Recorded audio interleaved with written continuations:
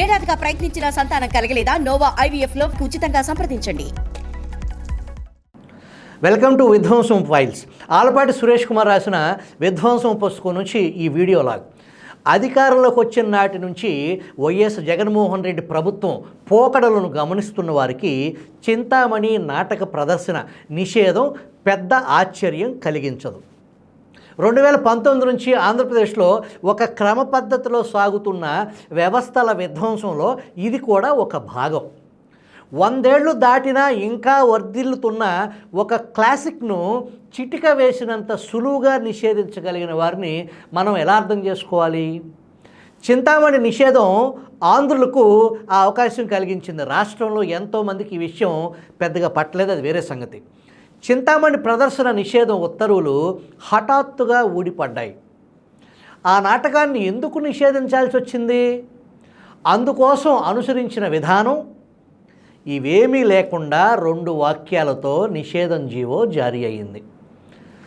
అలాంటి ఉత్తర్వులు జారీ చేయాలంటే ఎంతైనా తెగింపు, తెంపరితనం ఉండాలి. ఆ ఉత్తర్వుల్లో చింతామణి నాటకాన్ని ఎందుకు నిషేధిస్తుంది కానీ చట్టంలోని ఏ నిబంధన ప్రకారం నిషేధిస్తుంది కానీ సూచనప్రాయంగా కూడా లేదు. పబ్లిక్ అథారిటీ చేసే ప్రతి పనికి చట్టపరమైన ప్రాతిపదిక ఉండాలి. అలాంటివి మేము ఖాతరు చేసేది లేదు అన్నట్లుగా ఇచ్చారు ఆ ఉత్తర్వు. చట్టపరమైన ప్రాతిపదిక ఉన్నంత మాత్రాన ప్రతి ఉత్తర్వు సరైందేనని నేను చెప్పటం లేదు సుమా. జీవోలో వివరాలు లేకపోయినా చింతామణిని ఎందుకు నిషేధించింది అర్థమైపోతూనే ఉంది. నిషేధం ఉత్తర్వు రాగానే దేవాదాయ శాఖ మంత్రి వెల్లంపల్లి శ్రీనివాసరావు ముఖ్యమంత్రికి కృతజ్ఞతలు తెలిపారు.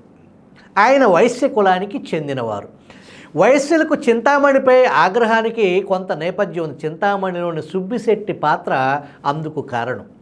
ఆ పాత్ర వైశ్య కులాన్ని కించపరిచేట్లు ఉందంటూ కొంతకాలంగా కులస్తులు కొందరు అభ్యంతరం వెలిబుచ్చుతున్నారు. నిజమే, కానీ ఆ నిర్ణయానికి తక్షణ ప్రేరణ ఏమీ లేదు కదా అన్న అనుమానం మీకు వచ్చి ఉండాలి. ఎందుకు లేదు? ఉంది. అయితే ఈ ప్రేరణకు చింతామణికి సంబంధం లేదు. ఆ మధ్య ప్రకాశం జిల్లా వైసీపీ కార్యకర్త సుబ్బారావు గుప్తాను ఆ పార్టీ కార్యకర్తలే ఘోరంగా పరాభవించారు. భయంతో ఎక్కడో తలదాచుకున్న వ్యక్తిని పట్టుకుని కొట్టారు. తమ ముందు మోకరిల్లి చెంపలు వాయించుకున్నట్లు చేశారు. పార్టీ పెద్దలకు మంచి చెబుతున్నానన్న భ్రమలో ఉన్న కార్యక్రమంలో కాస్త చనువు తీసుకుని మాట్లాడినందుకు ఆయనకి ఈ సన్మానం జరిగింది. గుప్తాపై దాడి వైసీల్లో ఆగ్రహావేశాలు కలిగించింది. ఆ డ్యామేజీని సరిచేసేందుకు ఈ నిషేధాన్ని తెరపైకి తెచ్చారు. చింతామణి నాటకం 100 ఏళ్ల నాటిది. ఆనాడు సమాజంలో మెండుగా ఉన్న పడుపు వృత్తిపై నాటకకర్త, సంఘ సంస్కర్త కాళ్ళకూరి నారాయణరావు సంధించిన బాణం అది. వరకట్న దురాచారంపై కూడా వర విక్రయం పేరుతో ఆయన మరో నాటకం రాశారు. అయితే చింతామణిలాగా దానికి అంత పేరు రాలేదు. చింతామణి కథతో సినిమా కూడా తీశారు. అందులో భానుమతి చింతామణి పాత్ర పోషించారు. చింతామణి నాటకం చూడని ఈ తరం వారి కోసం ఆ నాటకం వస్తువు క్లుప్తంగా చెబుతాను. చింతామణి ఒక వేశ్య. ఆమెకు దేహ సౌందర్యంతో పాటు హృదయ సౌందర్యం కూడా ఎక్కువ. ఆమె కోసం ఆస్తి మొత్తం కరిగించుకున్న భవానీ శంకరుడు అనే విటుడు ఇంకా భ్రమ చావక ఆమె చుట్టూనే తిరుగుతూ ఉంటాడు. భవానీ శంకరుడి ద్వారా చింతామణికి బిల్వమంగళుడు అనే ధనికుడు పరిచయం అవుతాడు. అతడు కూడా ఆమె వ్యామోహంలో పడి కొట్టుకుపోతాడు. కుటుంబాన్ని పూర్తిగా నిర్లక్ష్యం చేస్తాడు. భార్య మరణిస్తుంది. చివరికి పరివర్తన చెందుతాడు. చింతామణి కృష్ణ సాక్షాత్కారం అనంతరం సన్యసిస్తుంది. ఇందులో భవానీ శంకరుడితో పాటు చింతామణి వ్యసనంలో ఆస్తులు పోగొట్టుకున్న మరొక విటుడు సుబ్బిశెట్టి. ఈ పాత్రను కాళ్ళకూరి వారు ప్రధానంగా హాస్యరసం కోసం సృష్టించారు. సుబ్బిశెట్టి, చింతామణి తల్లి శ్రీహరి, చెల్లెలు చిత్ర పాత్రల ద్వారా సంభాషణలు హాస్యభరితంగా ఉంటాయి. అయితే రాను రాను కొందరు నటులు ఆ సంభాషణలను బూతు కింద మార్చారు. రికార్డింగ్ డ్యాన్సుల పేరుతో నడిచే అశ్లీల హాస్యాన్ని బూతు పాటలను చింతామణి నాటకంలోకి చొప్పించారు.